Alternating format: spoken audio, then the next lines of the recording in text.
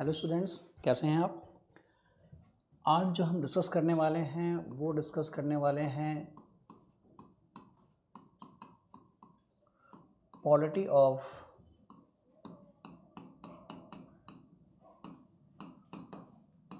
वैदिक culture. Polity of वैदिक culture यानी वैदिक सभ्यता या वैदिक संस्कृति की राजनीति।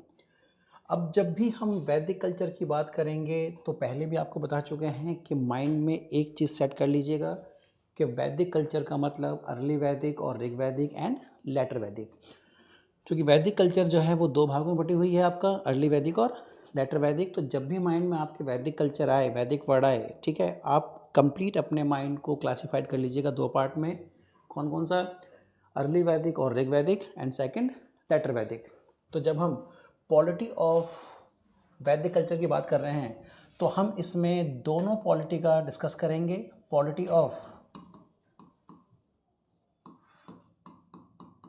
अर्ली वैदिक and polity of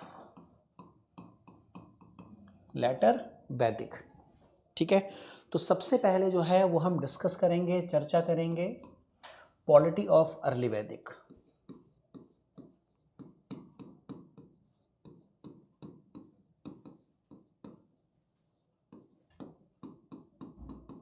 polity of early वैदिक यानी अर्ली वैदिक की राजनीति पूर्व वैदिक की राजनीति।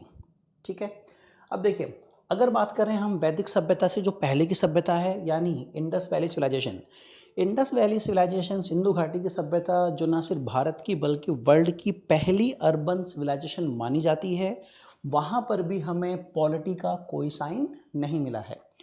और ये भी हिस्टोरियंस के बीच अपने आप में सरप्राइज है, ठीक है, सब्जेक्ट ऑफ डिस्कस है क्या, कि इंडस वैली सिविलाइजेशन 800 ईयर 800 वर्षों तक लगातार जो है वो अर्बन रही है। इसके बावजूद भी वहाँ पे पॉलिटी का कोई साइन ना मिलना, ये अपने आप में सरप्राइज है। ठीक है, तब वैदिक कल्चर जहाँ से शुरू होता है वहीं से हम पॉलिटी को कह लीजिए क्या कि भारत में स्टार्ट मानते हैं। और पॉलिटी ऑफ अर्ली वैदिक, तो पहले समझिए कि अर्ली वैदिक का स्ट्रक्चर कैसा था। तो अगर बात करें अर्ली वैदिक, तो अर्ली वैदिक का जो स्ट्रक्चर था वो था आपका ट्राइबल। ट्राइबल यानी कबीलाई, मतलब कि लाइफ जो है वो आपकी स्टेबल नहीं थी, लाइफ आपकी कैसी थी, नोमैडिक। और ये पॉलिटी ऑफ अर्ली वैदिक यानी जो ट्राइबल लाइफ थी, जो ट्राइबल स्ट्रक्चर था, ये एक हायरार्की में बटी हुई थी। और इस हायरार्की को हम आज प्रेजेंट में भी हम सिमिलर करते हुए देखेंगे, कंपैरिजन करते हुए देखेंगे। तो अर्ली वैदिक की जो पॉलिटी है, जो ट्राइबल हैं, इसकी शुरुआत होती है वो जन। क्लियर। अब यहाँ पर ये भी सवाल आ जाता है, बन जाता है कि अर्ली वैदिक में, ऋग वैदिक पीरियड में कबीलों को क्या कहते थे, ट्राइबल को क्या बोलते थे, तो जन। ठीक है, यही भारत में पॉलिटी का फर्स्ट एविडेंस माना जाता है, जन। और अगर जन की बात करें तो 275 times 275 times mentioned in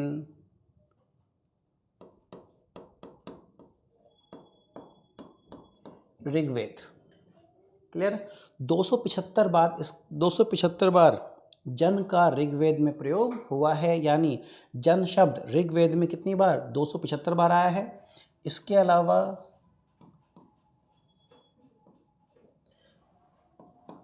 biggest unit of society, biggest unit of society, समाज की जो सबसे बड़ी इकाई थी वो कौन सी थी, आपकी जन।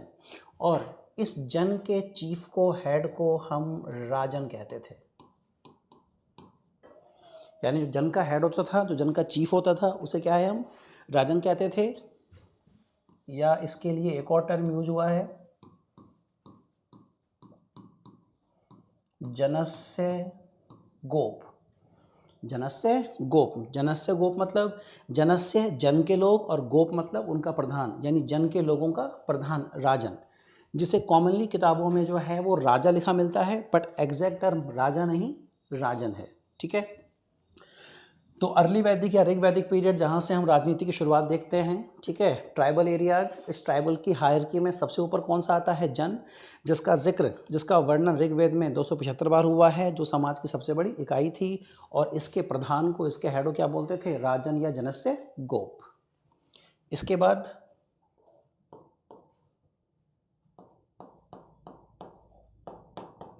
विश,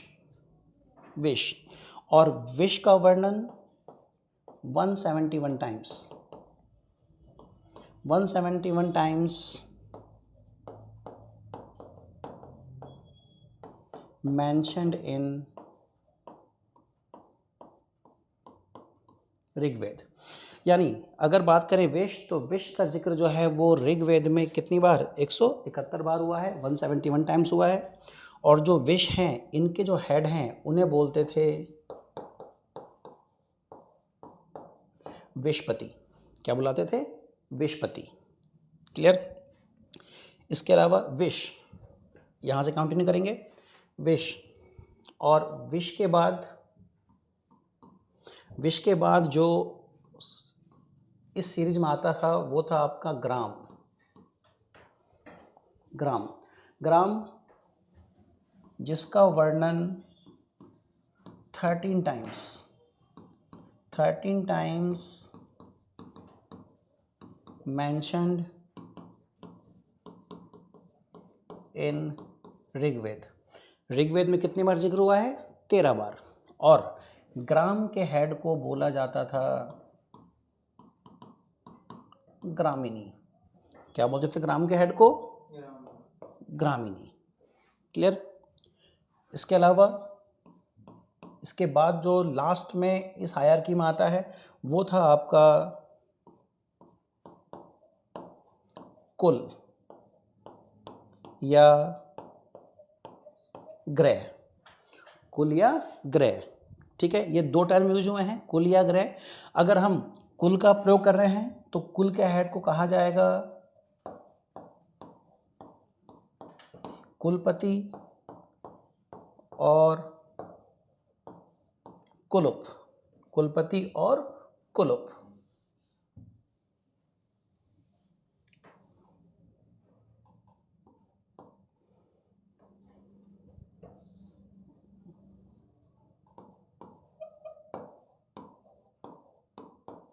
कुलपति और कुलुप। और अगर ग्रह का प्रयोग कर रहे हैं तो फिर ये कहलाएगा आपका ग्रहपति। क्लियर? और कुल और ग्रह की बात करें तो स्मॉलेस्ट,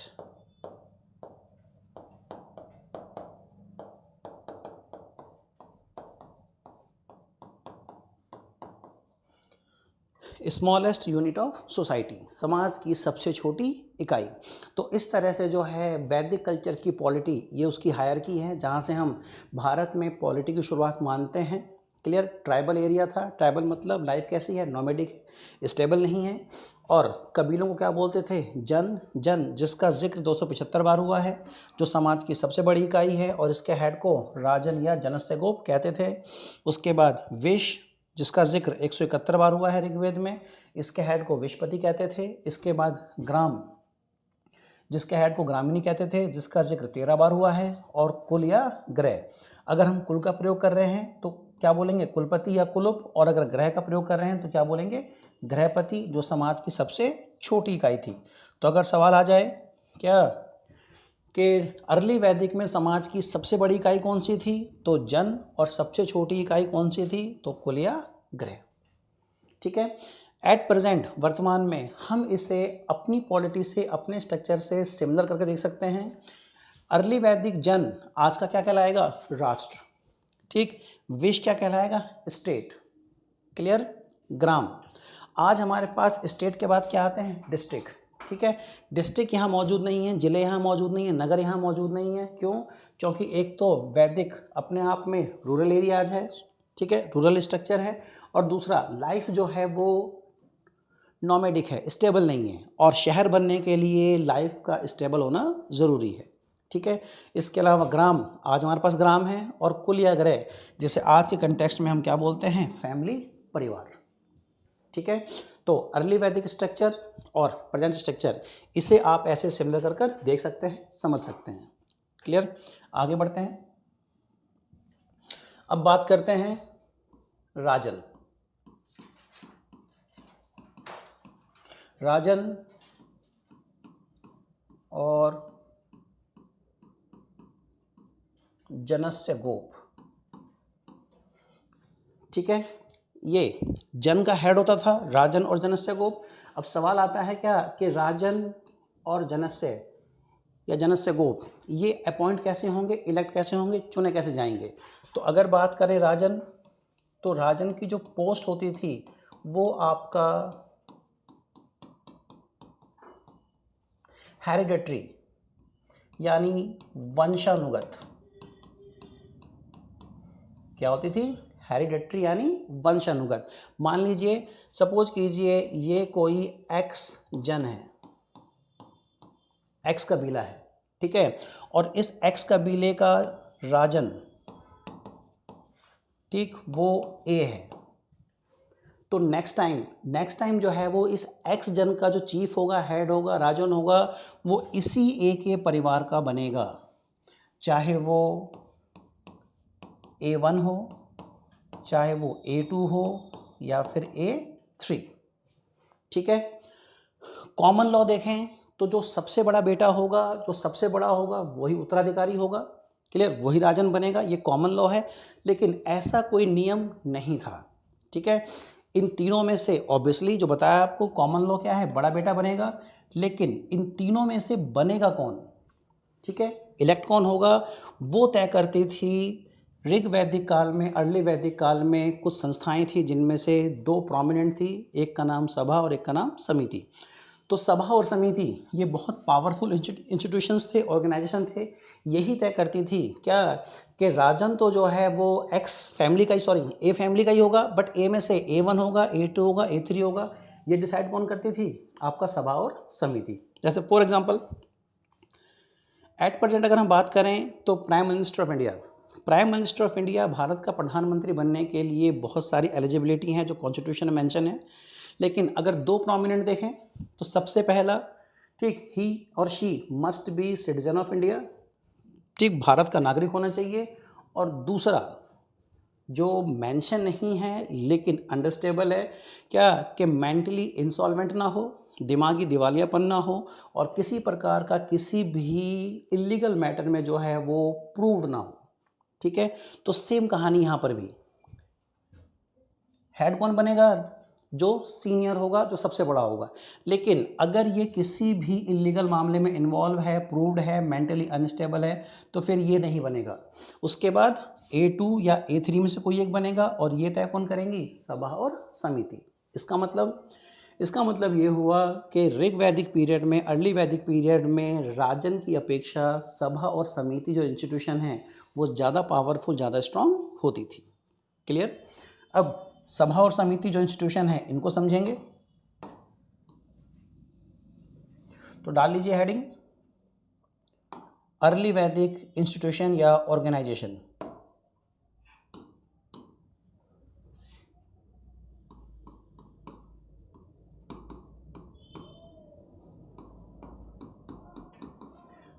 अर्ली वैदिक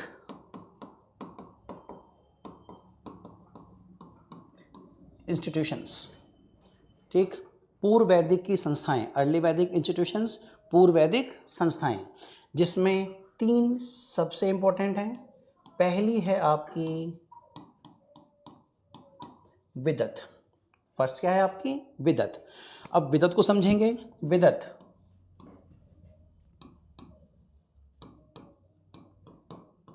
the oldest institution, the oldest institution यानी सबसे प्राचीन संस्था जिसका जिक्र होगा, बात आएगी तो कौन सी, विदत। ये सबसे प्राचीन संस्था मानी जाती है, सबसे ओल्डेस्ट इंस्टीट्यूशन मानी जाती है। इसके अलावा 122 times, 122 times mentioned in Rigveda. Rigveda में 122 बार वर्णन हुआ है, 122 बार जिक्र हुआ है किसका? विदत का। इसके अलावा सबसे बड़ी बात, women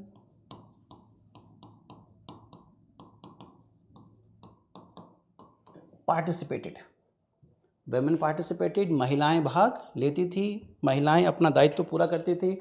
इसका मतलब कि वेमेन कंडीशन जो है वो अभी भी अपने आप में अच्छी थी, उनके पास राइट टू एजुकेशन, शिक्षा का अधिकार था।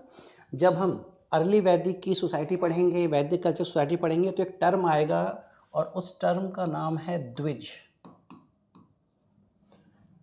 द्विज, ठीक है। द्विज की बात करें तो द्विज के दो मतलब होते हैं। पहला आपका सेकंड बर्थ, यानी दूसरा जन्म, ठीक है। द्विज का पहला मतलब क्या हो गया? सेकंड बर्थ, दूसरा जन्म। अब दूसरे जन्म का क्या मतलब है? देखिए, हम सबके दो जन्म होते हैं। पहला जो यूनिवर्सल है, नेचुरल है, यानी बायोलॉजिकल, ठीक है। और दूसरा जन्म माना जाता है जब हम एजुकेशन के लिए जाते हैं, जब हमारी शिक्षा शुरू होती है, जिसे कहा जाता है उपनयन संस्कार। और उपनयन संस्कार का मतलब हो गया राइट टू एजुकेशन,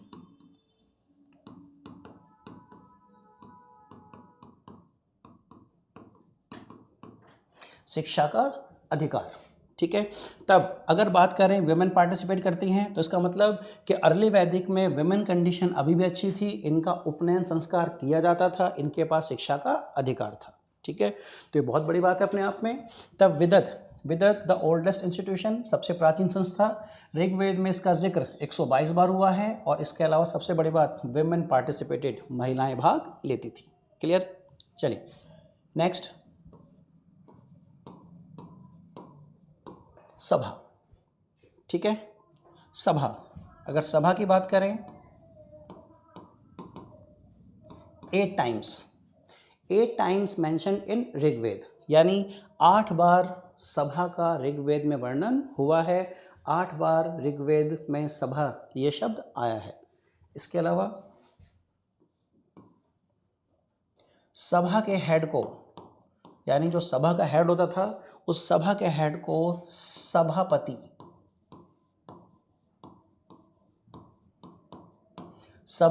कहा जाता था, ठीक है। जो सभा का हेड होता था उसे क्या है? सभापति कहा जाता था। इसके अलावा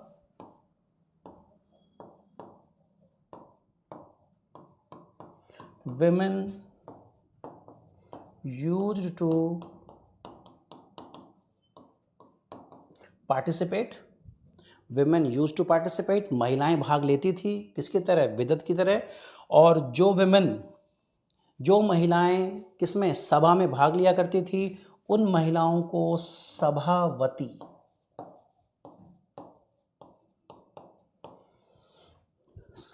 कहा जाता था। यानी जो महिलाएं सभा में भाग लेती थी उन्हें क्या है? सभावती कहा जाता था। अब सभा के हेड को आप क्या बोल रहे हैं? सभापति, ठीक है। और जो महिलाएं सभा में भाग ले रही हैं उन्हें आप क्या बोल रहे हैं? सभावती। अब वती और पति में क्या अंतर हो गया? ठीक, देखिए इस टर्म से क्लियर समझ में आ रहा है, यहाँ से क्लियरिटी हो रही है क्या? कि समाज जो है अब वो मैट्रियार्कल से कहाँ? पैट्रियार्कल। यानी इंडस वैली जो सोसाइटी थी वो कैसी थी हमारी? मैट्रियार्कल। और यहाँ पे क्या हो गई? पैट्रियार्कल, यानी पितृ सत्तात्मक। अब पति, यानी अगर बात करें हेड की, तो कोई भी महिला चाहे कितनी भी कैपेबल हो, कितनी भी टैलेंटेड हो, ठीक है, वो वती हो सकती है लेकिन पति नहीं हो सकती। मतलब कि अगर कोई पति होगा यानी हेड बनेगा तो वो सिर्फ कौन? मेल, नॉट फीमेल, ठीक है। इससे समझ में आ रहा है क्या कि कहीं ना कहीं वुमेन्स के ऊपर डोमिनेंसी किसकी? वो मेल की बनती जा रही है, ठीक है। इसके अलावा it acted like present upper house, it acted like present upper house, यानी यह वर्तमान उच्च सदन की भांति कार्य करती थी। और अपर हाउस मतलब राज्य सभा। ठीक है, चलिए, तो ये सारी जानकारी किसके बारे में है? सभा के बारे में।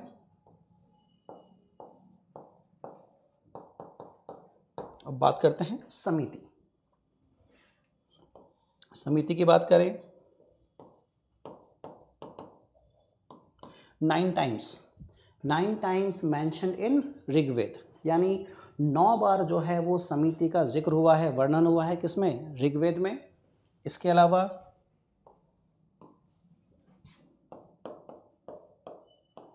हेड, समिति का जो हेड होता था, अध्यक्ष होता था, उसे कहा जाता था ईशान।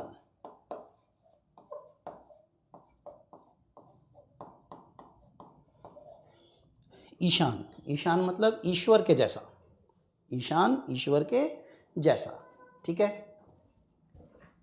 इसके अलावा सबसे बड़ी नेगेटिविटी, डिमेरिट जो समिति की थी वो थी women participants strictly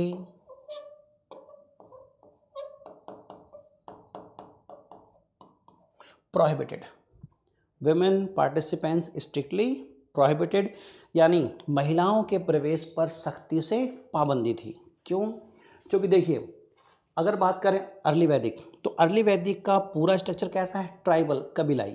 और कबीलाई मतलब कि अगर आपको सरवाइव करना है तो फिर आपको लड़ना पड़ेगा। अगर आप नहीं लड़ेंगे तो कोई दूसरा कबीला आपके कबीले को क्या है? हटा देगा।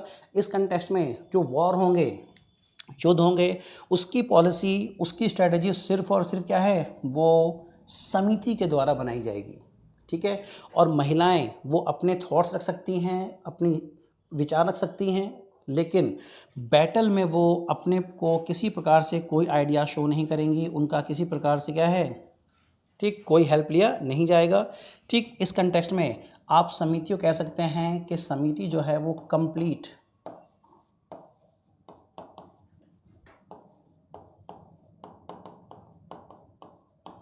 Political organization, complete political organization, यानी ये अपने आप में क्या है? पूर्णतः राजनीतिक संस्था थी। कौन सी? समिति। ठीक है, इसके अलावा अगर समिति की बात करें, ठीक,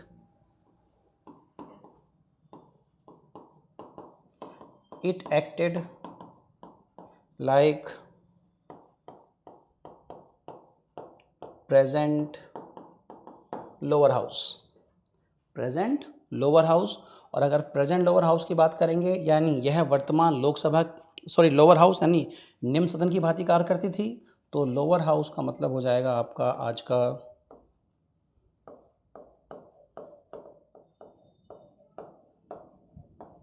लोकसभा। क्लियर? कोई डाउट? चलिए, तो ये थी पूरी की पूरी पॉलिटिकल स्ट्रक्चर किसकी? अर्ली वैदिक पीरियड की। अब बात करेंगे हम पॉलिटिकल स्ट्रक्चर ऑफ लेटर वैदिक, और जब लेटर वैदिक को पढ़ेंगे तो हम यहाँ से दोनों का कंपैरिजन करते हुए चलेंगे। क्लियर? ठीक, और यहाँ से आगे डिस्कस किया जाएगा नेक्स्ट क्लास में। ओके।